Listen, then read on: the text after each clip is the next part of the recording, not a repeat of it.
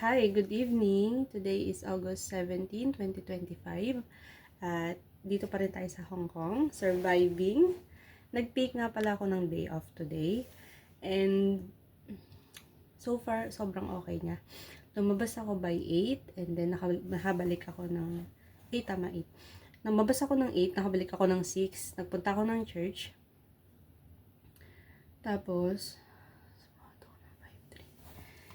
yung isang may nag-chat sa GC namin sa sa OWA kasi meron akong member ako ng isang GC sa OWA namin. Nag-chat siya, sabi niya sumahod daw siya ng 5,330. Ang laki nun. OT-OT siguro si ante. So sana all, di ba? Ako ang estimate ko sa sahurin next month is 5,150 ata or 5,2, something like that. So, siya, isang buong buwan niya yun. Yung akin, nung nakaraan, nakuha ko ng kalahati. So, ayun, lumayo na naman ako. Nag-church ako today, tapos, ang sarap sa pakiramdam, mag-worship kay Lord. At saka, ayun ang isa sa kagandahan sa Hong Kong eh. Meron kang day off, tapos, yun, makakalabas ka, makakagala ka. Eh, ako, wala naman akong friend dito, hindi ko rin naman alam yung pupuntahan. Takot ako mag-commute. Parang andito pa rin sa akin yung takot ko na lumabas dun sa Saudi, na makihalubilo sa pag may mga lalaki, ilag pa rin ako. Nadala ko pa rin dito yung pag may lalaki, iwas, ganun. Minsan nga nakakapag-Arabic pa rin ako eh. Ay, wawahid, mga ganun. 2 months lang ako sa Pinas, 5 years ako sa Saudi, di ba? And speaking of Saudi, merong nag-comment sa isang video ko, si Miss Michelle Montiba ba yun? Montalba? O parang ganun. Miss Michelle, na siguro nasa Saudi siya at sabi niya any tips daw kung paano daw tumagal sa amo kasi naka5 taon nga tayo. So, hindi po to hindi po to pagmamarunong. Ito ay bali sa experience ko lang. Unang-una mong dapat gawin is ilapit mo yung sarili mo kay Lord. Hindi ka matatalo. Kahit saan ka dalhin, basta kasama mo si Lord, magkakaroon ka ng kapanatagan. At kung pagod ka sa trabaho at drain ka sa paikisama rin sa amo, ipag-pray mo sila. 'Di ba? Kasi kung para sa iyo 'yan, kung hindi para sa iyo 'yan, hindi ka makakarating diyan una pa lang, 'di ba? Hindi tayo ilalagay ni Lord sa laban na hindi niya tayo ipapanalo. Kung ano't ano man mangyari, palagi mong tignan yung bright side. At kung pinapaulit niya sa'yo yung trabaho, gawin mo siya sa paraang itunuro sa'yo ng amo mo. Kunyari, sinabi niya, huwag mong mapin yung floor, kamayin mo, i-map mo ng ganyan, map. O luhod-luhod, ganyan. Gawin mo ganun, pakita mo sa kanya. Maglinis ka ng area na yun, nang nandyan siya. Pagtulog, huwag mong gawin. Ibang part ng bahay ang gawin mo, yung hindi siya nagsisilan doon. Tapos, kung sakali man may CCTV, sabi mo, nahihirapan kang manood ng sa cellphone kasi may CCTV. So, mas better. Huwag kang matakot. Basta ginagawa mo yung tama. Ginagawa mo yung inutos niya kung paano yung linisin. Para hindi pa ulit-ulit, sabi mo sa kanya, madam, you can check your CCTV if I did my job the way you want it. Sabi mo ganun, diba? Kung hindi pa rin at masyado pa rin siyang nagsesila, nag-iinarte sa'yo, ipag-pray over mo. Palagi, hilingin mo, Lord, haplusin mo po yung puso't isip ng amo ko at sana maging maayos ng lahat. Nung una, sa Saudi kasi ang amo ko hindi maselan. Pero nung una, maraming ganito, ganyan, dapat ganito, dapat ganyan. Alam mo doon, be, araw-araw ako, siguro 3 months, araw-araw akong nagmamap ng dingding. Isang beses niya lang yung sa akin tinuro, pero araw-araw kong ginawa kasi akala ko, araw-araw. Sobrang pabibo.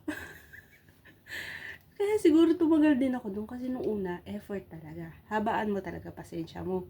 Kung anong tinuro sa'yo na ito dapat kiskisin mo to, ito dapat wala to, ito dapat ganitong pagkakagawa. Sundin mo. Kasi pag nasanay ka sa ganung pag-execute, sooner or later, madali na lang sa'yo.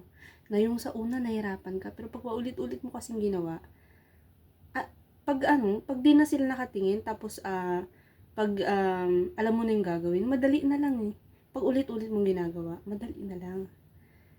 Maganda pa rin sa Saudi.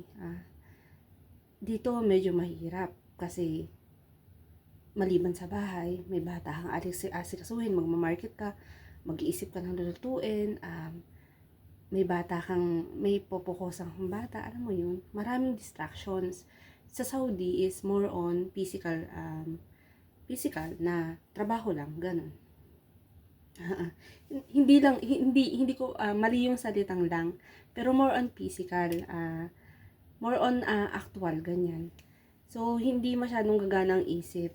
Huwag mong pakastressin ng sarili mo kung hindi nagugustuhan ng amo mo yung trabaho mo at pinapaulit sa'yo. Huwag mo na lang munang gawin hanggat hindi niya nakikita. Kunyari, tulog pa siya. Sabi niya, magmamap ka na. Antayin mo siya gumising. Pagising niya, tsaka ka magmap. Diba? Para una pa lang makita niya. Tapos, kapag okay naman sa kanya yung pagkakagawa mo, sabi mo, Madam, tomorrow ay magmamap ako ng maaga kasi ganito ganyan. Pero ganito ko gagawin. Ganun. Utuin mo din. Kunyari, ngayon, magmamap ka, nandyan siya, nakatingin siya. Sabi niya, hindi ganyan, ganito dapat pagkakagawa mo. Di gagawin mo sa paraang gusto niya. Tapos, okay yon. Siyempre, na-execute mo, nakatingin siya. Tinuruan ka niya.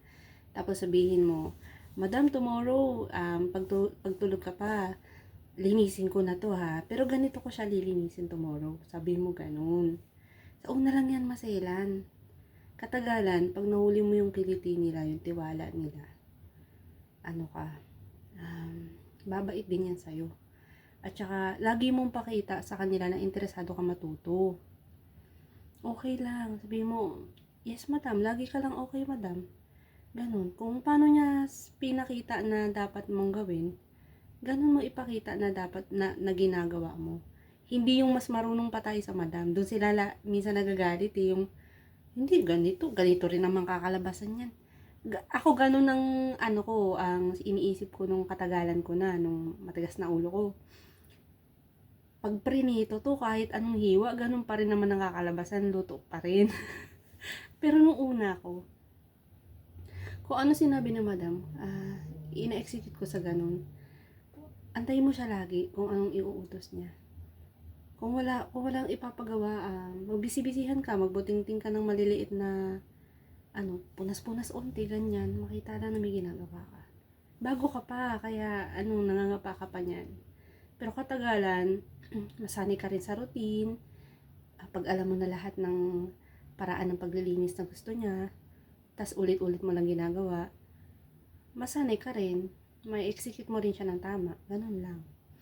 Wala namang taong magaling lahat sa lahat ng bagay, 'di ba? Lahat naman dumarating sa sa pagkatuto, sa pagiging bago. So normal lang 'yun. Kung i-pressure yung sarili mo na paka-stress kasi hindi niya nagugustuhan yung linis mo. So ganun talaga sa una. Itatama ka pa niyan eh. Nagsesilang pa yan eh.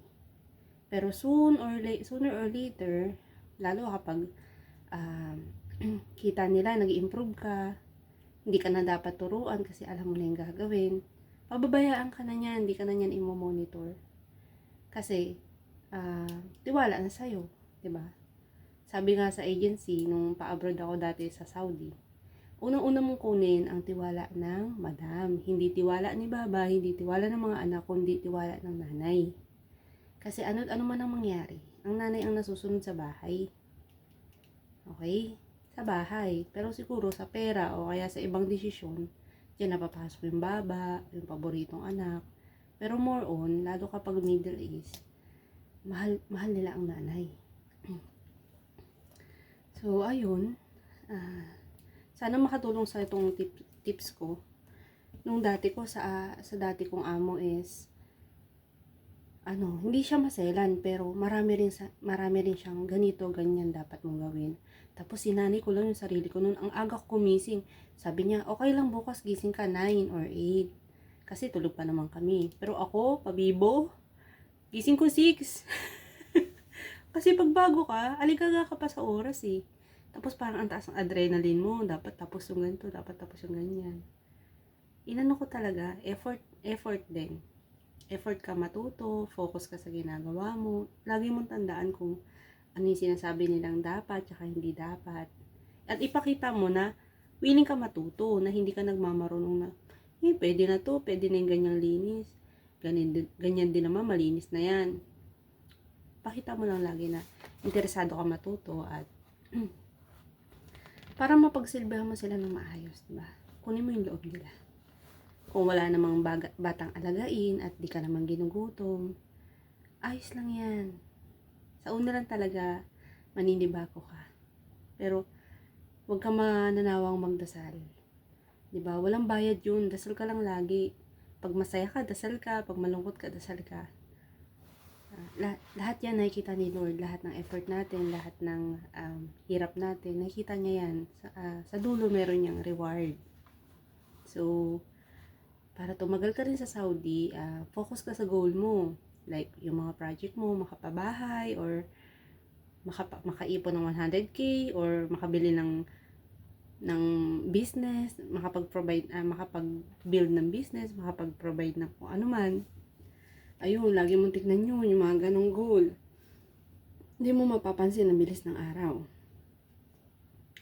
At saka, pagbaguhan, ayun, focus ka sa trabaho mo. More on focus. Kasi natututo ka pa eh. On the process ka pa ng pag-adapt nung lifestyle nila, nung mga bagay na gusto nila at saka ayaw nila. Diba? Hindi pa natin alam yun lahat. So, ano yan? 3 to 5 months pa yan na adjustment. Ako siguro mga 3 months, ayan, dami kong adjustment. Pero, yung amo ko kasi dati sa Riyadh, hindi naman siya masedan. Tapos wala akong alaga doon. Dalawang binatang lalaki ang kasama namin sa bahay. Tapos si Madam, si Baba. Pero 8 talaga ang anak niya. Tapos tuwing weekend, ayan, andyan na yung mga apo-apo. So, swerte. Swerte ako dati sa dati kong amo. Dito, swerte rin naman. Pero medyo naninimbang pa. Ba, ipikasen tayo. Kaliligo ko lang. Hindi pa ako nagsisimula para sa Monday, pero ramdam ko na yung pagod, yung lungkot. Wala eh, mataas ang pangarap natin. Kaya trabahuin natin. Wala naman magbibigay sa atin nun. Pero God is good. Ang ganda ng araw na to. Nakapag-worship ako ng maayos sa church. Tapos, ang saya lang, mailabas mo yung kinikimkim mo. Yung takot mo, yung mga isipin mo, itaas mo sa Kanya. Kahit saan ka mapuntang bansa. Basta may Diyos ka sa puso't isip mo. Hindi ka maliligaw, hindi ka matatalo. Oo, darating yung mag-worry ka, magda-doubt ka, pero pag alam mo kung saan ka kakapit, makakabalik ka dun sa sa ruta mo.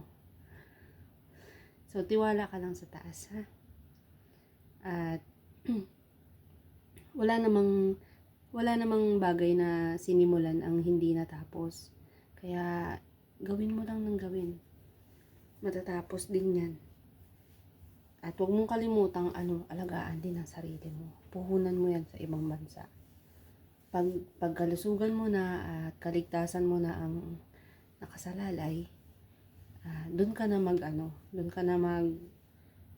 mag-think twice. Pero kung ganyan, sa trabaho lang, makakapag-adjust ka pa naman, maaaral mo pa naman yung mga bagay-bagay, tsaka lang, tsagain mo lang. Walang easy money, lalo kung legal ang ginagawa natin eh. Mahirap naman umiligal. Minsan lang tayo mabubuhay dito, baka makulong pa tayo, di ba? So, trabahuhin na lang natin. So, ayun lang. Sana makatulong tong video na to. Miss Michelle, ingat ka dyan at pray palagi. God bless you and God loves you. Tuloy mo lang. Lalo't alam mo kung tama naman ginagawa mo, tuloy mo lang. At huwag kang matatakot matuto, sumubok, dasal palagi. Ha? Bye-bye!